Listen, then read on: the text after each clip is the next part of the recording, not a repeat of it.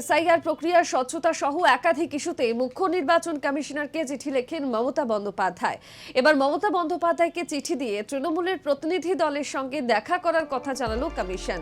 আগামী শুক্রবার বেলা 11টার সময় তৃণমূল কংগ্রেসের প্রতিনিধি দলের বৈঠক করতে রাজি কমিশন। আপনারা জানেন, এসআইআর প্রক্রিয়া যখন জোর কদমে চলছে, রাজ্যে একের পর এক অঘটন ঘটেই চলেছে। একের পর এক সাধারণ মানুষের এসআইআর আতঙ্কে মৃত্যু, বিএলওদের মৃত্যুর ঘটনা, নির্বাচন কমিশনের ভূমিকা প্রশ্নের মুখে, এবং সেই আবহেই নির্বাচন কমিশনকে মুখ্যমন্ত্রী এসআইআর এর দাবিতে চিঠি লেখেন এবং দুবার করে মুখ্যমন্ত্রী চিঠি লিখেছিলেন এবং তারপরে নির্বাচন কমিশনের সাড়া পাওয়া গেল।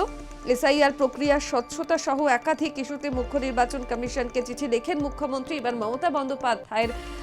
মমতা বন্দ্যোপাধ্যায়কে চিঠি দিয়ে তৃণমূলের প্রতিনিধি দলের সঙ্গে দেখা করার কথাই জানালো কমিশন। আগামী শুক্রবার বেলা 11টার সময় তৃণমূল কংগ্রেসের প্রতিনিধিদের সঙ্গে বৈঠক করতে রাজি কমিশন।